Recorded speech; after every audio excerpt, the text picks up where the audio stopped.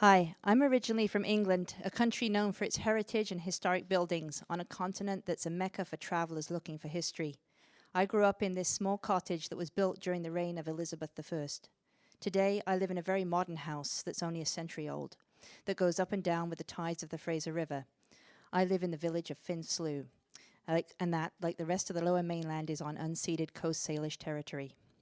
For anyone who hasn't been to the slough, it's located at Dyke and Number 4 roads in Richmond. It's a collection of net sheds, fishing boats, and small dwellings, some up on stilts and others that float up and down. It is an intertidal bywaters with a large and powerful neighbour, the mighty Fraser River. Created as a working fishing village, everything was built close together to make the process of fishing as physically economic as possible.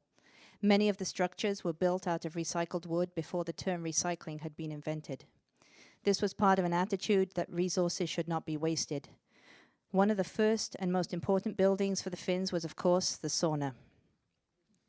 The first Finnish settlers arrived in South Richmond in the early 1890s and bought land near the junction of Number 4 and Finn Road, which they cleared and planted food on.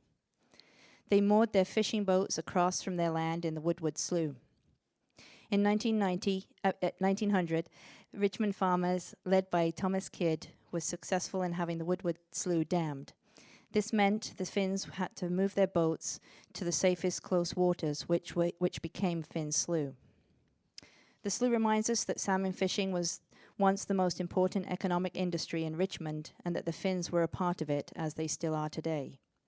While fishing required that a person be independent both in skills and attitude, the Finns were also trade unionists, and by the 1930s, Finn Slough was one of the strongest locals for the Fishermen's Union. The Finns had sisu, a Finnish word that means perseverance, determination, and stick-it-to-ness.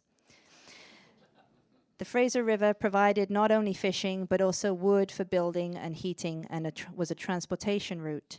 It was important to be in touch with the river and its variations in flow and currents and tides. Living beside it helped with that awareness. Once a week, the community would dress up in its best clothes and take several boats either to Steveston, Ladner, or New Westminster to buy supplies. If the weather was good, they might have a picnic on the riverbank en route. Amongst the original Finnish settlers were the Jacobsons and the Hoovenans, both of whom are still part of the Finn Slough community today, as is Thomas Kidd's grandson. The most well-known boat moored at Finn Slough is the 1930s gillnetter, the Eva, named after Eva Jacobson, one of the first settlers. It is powered by the classic East Hope engine. As the slough provides protected waters from the turbulent and unpredictable Fraser River, it creates safe habitat for young fish, fingerlings, and many other species that need this highly specialized intertidal environment where the salt and fresh waters mingle. It is also home to a large number of plants and wildlife, including chocolate lilies, skunk cabbage, beavers, muskrats, hummingbirds, and eagles, to name a few. Living at Finn Slough, one notices that not only the tides go in and out, but also the visitors come back and forth across the bridge. It is a destination point for artists, photographers, writers, and of course, brides. People from all cultures wanting to see a living piece of West Coast history. And almost everyone who visits wants to capture their experience in some way, be it a selfie, wedding photos, plein air painting, a poem, or a song. As Finn Slough historian David Dorrington writes, "When I look at the village of Finn Slough, what I see is not a collection of small sheds and float houses, but a way of thinking and a way of living that has all but disappeared. The village is quaint and by modern zoning standards eccentric, which is why artists and photographers love it so much.